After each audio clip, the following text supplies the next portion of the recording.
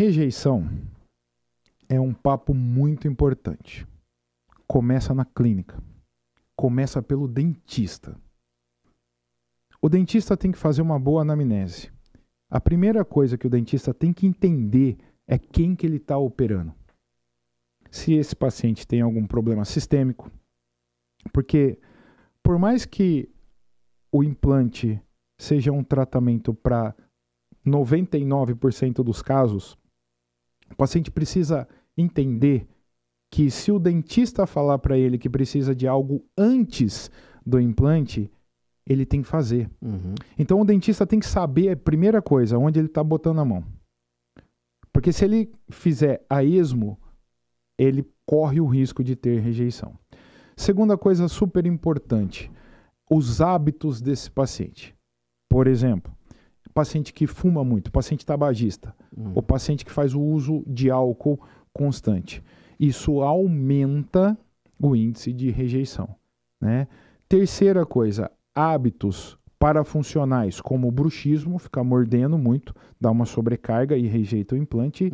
E higiene, cara. Por mais que pareça chover no molhado, tem paciente que faz implante e esquece de higienizar. A Lu tá aqui comigo, trabalha há 20 anos comigo, e ela sabe que tem paciente que colocou... Nós temos pacientes, tá? Isso não tem a ver com classe social, tá bom? Sim. Que colocam o implante e depois esquece que tem que escovar.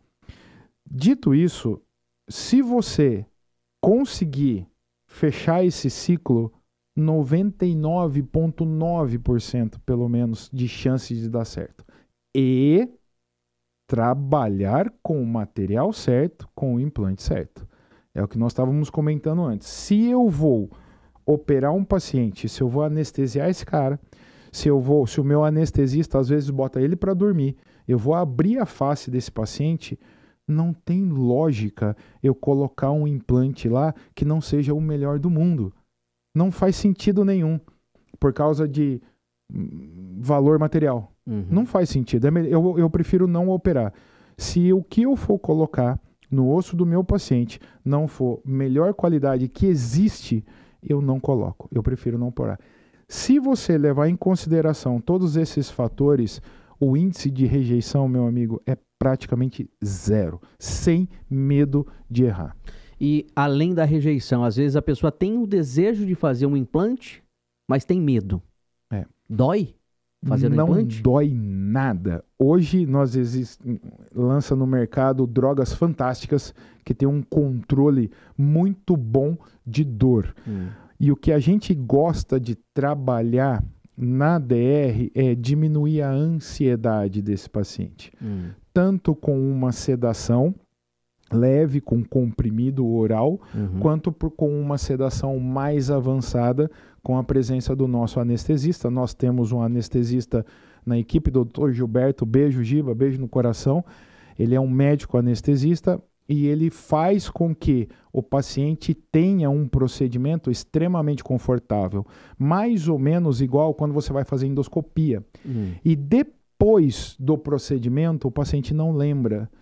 Então aumentou bastante o conforto. E quando a gente faz sedação, a gente está com acesso endovenoso, a gente já pegou a veia do paciente, a gente também faz medicação endovenosa. Ou seja, o conforto para o paciente é infinitamente melhor do que quando eu comecei a operar, cara. E o pós-cirúrgico? O pós-cirúrgico, aí entra a parte exclusiva do paciente. Você falou uma coisa muito importante. Todos... Não é, amor? Todos os pós-cirúrgicos que nós temos complicações, a maioria deles o culpado é o paciente. Por quê? Não seguiu aquela cartilha, regra que o dentista havia passado. Abri a sua face. Sim. Aí tá lá nas suas recomendações pós-cirúrgicas. Titi, não come nada sólido, cara, nos próximos 3 dias. Você sai do consultório e vai comer um arroz, cara. Entende? Sim. A gente tem muito pós-cirúrgico que acaba o paciente não tendo tanto conforto por corpo estranho. Uma região cirúrgica, ela não pode ter nada sólido ali, porque aquele sólido vai iniciar uma resposta de corpo estranho. Aí inflama, né? Outra coisa importante, o paciente não faz repouso.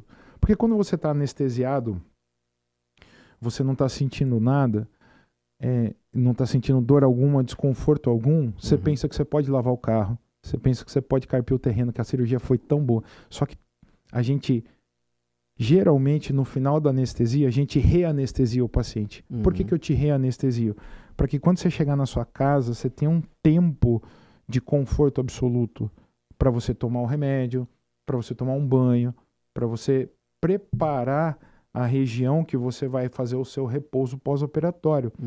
Ao invés de fazer isso, às vezes alguns pacientes, eles falam, nossa, eu estou tão bom que eu vou fazer alguma coisa física.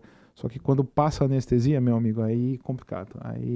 Então, tá mais ligado a... Mas o dentista é culpado, tá? O dentista que não passa... Você fez cirurgia e o dentista não te passou, não te orientou como deve ser o seu pós-operatório, você tem que cobrar dele.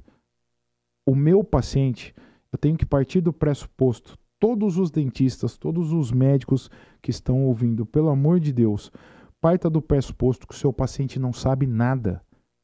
Nada. E não sabe mesmo, cara. Isso às vezes é uma coisa... Eu falo com a minha equipe, double check, triple check. É uma coisa tão óbvia para nós. Por quê? Porque faz 20 anos que eu faço isso. Sim. Mas não é óbvio para você. Sim. Que você está fazendo uma cirurgia. Eu faço 10 cirurgias em um dia. São 10 pós-operatórios, cara. São 10 pessoas que não sabem como é esse pós-operatório e ele precisa entender. Então, o profissional da saúde, pelo amor de Deus, parta sempre do pressuposto que o seu paciente não saiba nada. Como? Fazendo protocolo pré-operatório, protocolo transoperatório, protocolo pós-operatório. Eu te passei o seu protocolo pós-operatório, acabou. Você só vai tirar dúvida comigo. Você não vai saber algo novo. Você vai tirar dúvida. Até porque isso pode ser até uma garantia para o próprio profissional dentista, né? Que de repente o paciente volta fazendo uma série de queixas, reclamando, mas, poxa, mas se você... deu a orientação, o pós-operatório, pós-cirúrgico, né? Nossos pós-cirúrgicos, cara, nós somos, a gente faz realmente, a gente protocola, né? É por escrito e o paciente assina, sabe? Isso é importante. Que legal. Isso é importante porque, sano todas as dúvidas do paciente. O paciente já me mandou mensagem 3 horas da manhã perguntando se podia tomar água. E não tem problema nenhum, cara. Ele tá certo. Sabe? Pode tomar água sim, não tem problema nenhum, sabe?